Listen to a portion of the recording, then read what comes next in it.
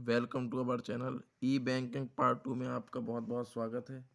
हम लोग एक बार फिर से उसको फुल कंप्लीट करेंगे जो ई बैंकिंग का पार्ट बचा हुआ था, और ई बैंकिंग के जो यूजर्स हैं और ई बैंकिंग के अंदर क्या क्या चीज़ें हम कर सकते हैं, वो सारी चीज़ें इसमें जो है हम लोग डिस्कस करेंगे। तो इसके कुछ पार्ट थे जो लास्ट वीडियो में मैंने बताए थे। उसमें पहला जो पार्ट है जिसको हम लोग डिस्कस करेंगे आज, वो है इंटरनेट बैंकिंग अथवा ऑनलाइन बैंकिंग। पहला फर्स्ट पॉइंट, इंटरनेट बैंकिंग, या इसको हम कह सकते हैं सरल शब्दों में ऑनलाइन बैंकिंग। इसमें कुछ इम्पोर्टेंट बातें जो समझनी है, जैसे कि सबसे इम्पोर्टेंट बात है, अगर आप इंटरनेट बैंकिंग का यूज करते हैं तो आपको बैंक काउंटर पर जाने की आवश्यकता बार बार नहीं होगी। यानी आप बैंक काउंटर पर बार बार नहीं जाएंगे, आपके काम बिना बैंक जाए हुए भी होंगे। बस ग्राहक को अपने पर्सनल कंप्यूटर पर या मोबाइल में ही उस वेबसाइट को ओपन करना है और अपने खाते के लेन देन को आप कर सकते हैं। इससे ग्राहक घंटों के कार्यों को मिनटों में निपटा सकता है और समय बचा सकता है। भारत में सर्वप्रथम आईसीआईसीआई बैंक ने नेट बैंकिंग का कार्य प्रारंभ किया था। सर्वप्रथम आईसीआईसीआई बैंक ने सर्वप्रथम फर्स्ट टाइम इंटरनेट बैंकिंग का कार्य प्रारंभ किया था। लेकिन अब सभी बैंकें लगभग सभी बैंकें जो है सार्वजनिक हों या फिर निजी हों, सार्वजनिक हो यानी कि सरकारी, निजी हो यानी कि प्राइवेट, या विदेशी हो, सभी बैंकें जो है वर्तमान में इंटरनेट बैंकिंग की सुविधा प्रोवाइड करा रही हैं। तो ये इम्पोर्टेंट। अब सेकंड जो इसका पार्ट था जो हम लोग डिस्कस करेंगे अब, वो है मोबाइल बैंकिंग अथवा M banking. Mobile banking next, या फिर इसको हम एम बैंकिंग कह सकते हैं। मोबाइल बैंकिंग और इंटरनेट बैंकिंग में ज़्यादा अंतर नहीं है, बस इसको हम इस तरह से कह सकते हैं कि इसमें सारे काम आप मोबाइल के थ्रू कर सकते हैं। सारे के सारे काम आप मोबाइल के थ्रू कर सकते हैं, और कोई बहुत दूर, मीलों दूर बैठा कोई व्यक्ति भी बचत खाते की जांच अपने मोबाइल में ही कर सकता है। ठीक है, और इसमें जो है कुछ सेकंडों में ही ट्रांजैक्शन हो जाते हैं मोबाइल के माध्यम से ही, यूपीआई वगैरह के माध्यम से ही, और ये सारी आपकी स्क्रीन में एप्लीकेशन के माध्यम से चलता रहता है। अगला जो हम पार्ट पढ़ेंगे वो पढ़ने वाले हैं हम लोग wireless application protocol. Wireless application protocol. Wireless application protocol का मतलब होता है कि यह एक सूचना आधारित सेवा को लेन देन आधारित सेवा में परिवर्तित करता है। सूचना आधारित सेवा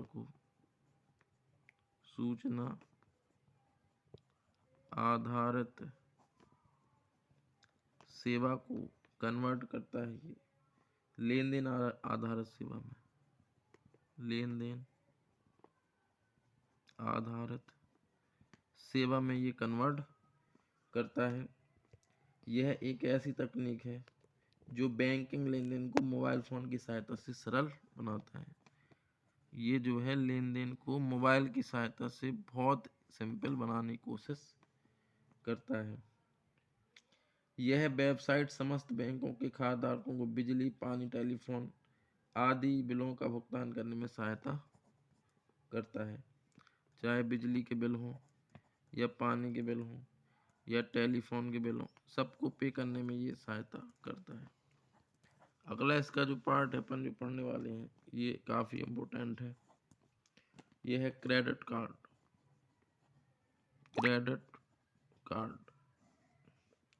क्रेडिट कार्ड क्या है? सबसे इम्पोर्टेंट चीज, ये जो है प्लास्टिक का बना हुआ एक छोटा सा टुकड़ा होता है, प्लास्टिक का बना हुआ, जो ग्राहकों को यह अधिकार देता है कि वह फुटकर या सेवा संस्थानों में एक सीमा तक बिना भुगतान किए वस्तुओं को क्रय कर सकता है, वस्तुओं को क्रय कर सकता है। इसे स्मार्ट मनी के नाम से जाना जाता है,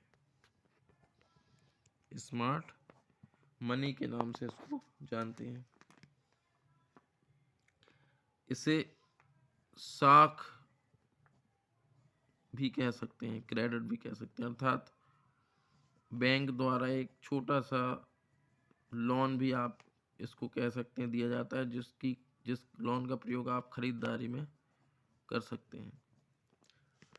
भारत में सर्वप्रथम वर्ष 1961 में Diners Club of India private limited द्वारा, भारत में सर्वप्रथम 1961 में, ठीक है, Diners Club of India private limited द्वारा क्रेडिट कार्ड दाखिल किया गया। सेंट्रल बैंक ऑफ इंडिया द्वारा वर्ष 1980 में सेंट्रल बैंक ऑफ इंडिया द्वारा सर्वप्रथम जो है क्रेडिट कार्ड की सुविधा उपलब्ध कराई गई। सबसे पहले क्रेडिट कार्ड की जो है सुविधा किसने प्रदान की? सेंट्रल बैंक ऑफ इंडिया ने।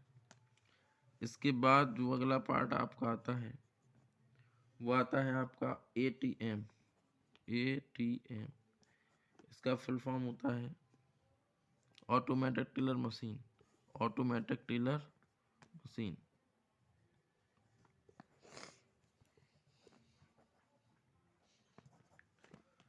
एटीएम ऐसी सुविधा जो 24 घंटे नकदी प्राप्त करने, उसे वितरित करने के लिए बैंक परिसर में और उसे अलग लगा सकते हैं इसको, या तो बैंक परिसर में या बैंक से अलग।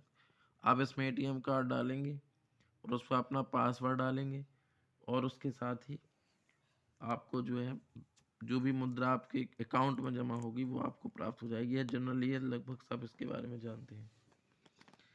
इसके अलावा जो है नेक्स्ट जो हमारा है पॉइंट वो आता है real time gross settlement, RTGS, real time gross settlement. यह बैंक के द्वारा पैसे ट्रांसफर करने का सबसे तेज तरीका है। बैंक के द्वारा मनी ट्रांसफर करने का सबसे तेज तरीका है।